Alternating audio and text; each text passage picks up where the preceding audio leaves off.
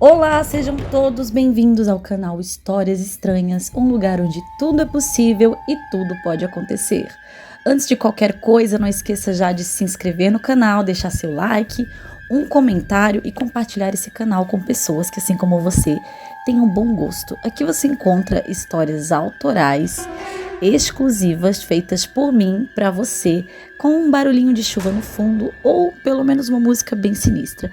Então, sem mais delongas, pegue o seu café com leite, coloque o seu fone de ouvido e vamos já para a história de hoje. O homem que salvou o Titanic. Na cidade litorânea de Porto Azul, as noites de sexta-feira eram sempre as mesmas para Arthur Monteiro. Ele e os amigos se reuniram num bar local, onde cervejas e piadas fluíam sem parar. Era sua rotina de sempre, uma válvula de escape para a monotonia do seu trabalho como vendedor de materiais náuticos. Mas naquela noite, o mar parecia inquieto. Mesmo com as risadas e o som dos brindes, Arthur sentia algo diferente no ar. O vento que soprava da praia era mais gelado, e o som das ondas parecia distante e estranho, como se um gigante respirasse embaixo daquelas águas. Já embriagado e se despedindo dos amigos, ele decidiu cortar caminho pela praia para chegar em casa.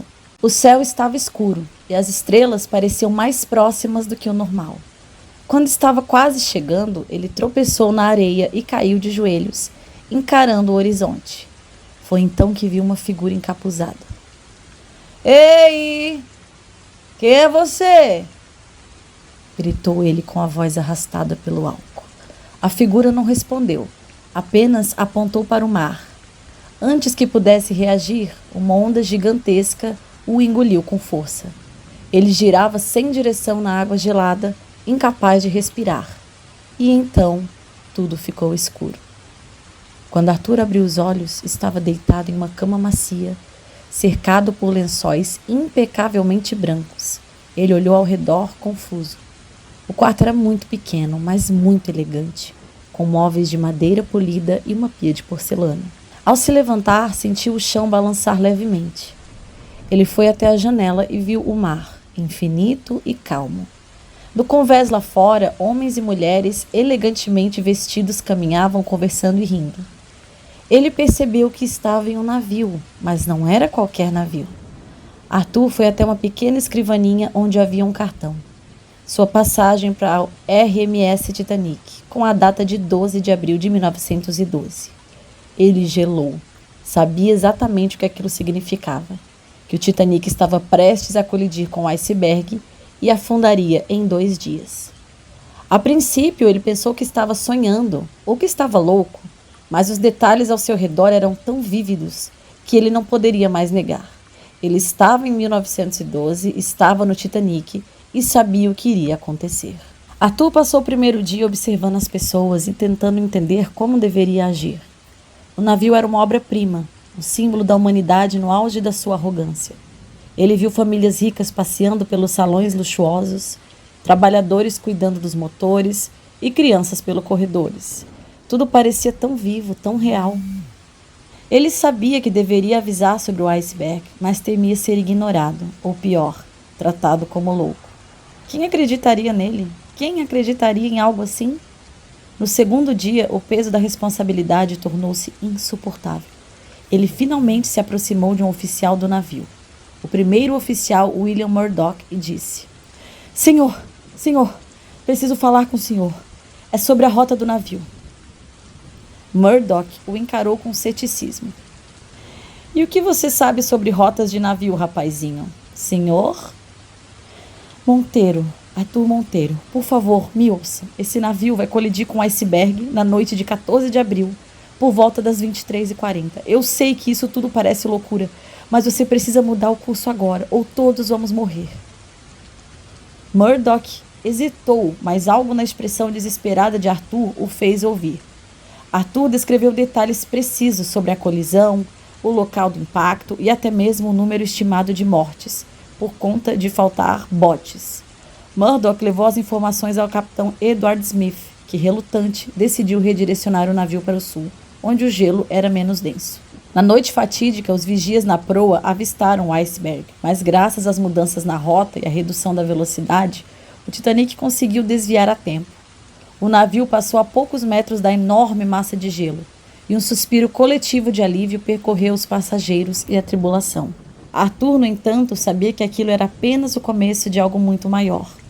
Ele havia, de fato, mudado a história. Quando o Titanic chegou ao seu destino em Nova York, Arthur desembarcou com os outros passageiros.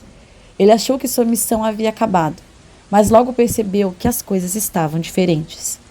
Entre os sobreviventes estavam banqueiros, empresários e figuras influentes que, na linha do tempo original, haviam morrido no naufrágio. Essas pessoas começaram a moldar o mundo de maneiras que Arthur jamais poderia prever. O banco JP Morgan, que enfrentaria uma grave crise com a morte de executivos no Titanic, tornou-se ainda mais poderoso, influenciando eventos políticos e econômicos em escala global. Além disso, a Segunda Guerra Mundial começou mais cedo, já que alguns sobreviventes do Titanic financiaram avanços tecnológicos e políticos que aceleraram o curso da história. Arthur também descobriu que a invenção do radar e outras tecnologias marítimas atrasaram, pois o naufrágio do Titanic nunca aconteceu para impulsionar essas inovações.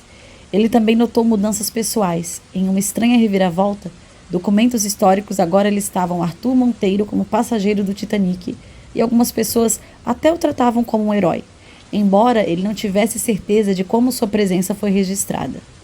Arthur eventualmente retornou à sua época, mas o mundo que conhecia era completamente diferente. Porto Azul havia se transformado em um grande centro financeiro, graças a conexões de algumas famílias que haviam sobrevivido ao Titanic. A tecnologia era mais atrasada e o equilíbrio de poder no mundo havia mudado drasticamente. Ele foi atormentado pelo peso de suas ações. Salvar o Titanic havia evitado uma tragédia, mas às custas de uma linha do tempo completamente alterada. Ele começou a ouvir sussurros durante a noite, vindos do mar. E sempre que caminhava na praia, via aquela figura encapuzada ao longe. Uma noite, ele teve coragem de se aproximar da figura.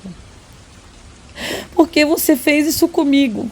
Por que você me colocou lá?" perguntou ele, já chorando. A figura não respondeu, mas Arthur sentiu algo invadir sua mente. Uma sensação de que ele havia sido escolhido para testar os limites do destino. Arthur nunca contou a ninguém o que viveu. Mas todas as noites, quando olhava para o mar, ele sabia que as ondas carregavam mais do que segredos. Elas carregavam o peso de um destino que ele um dia ousou desafiar.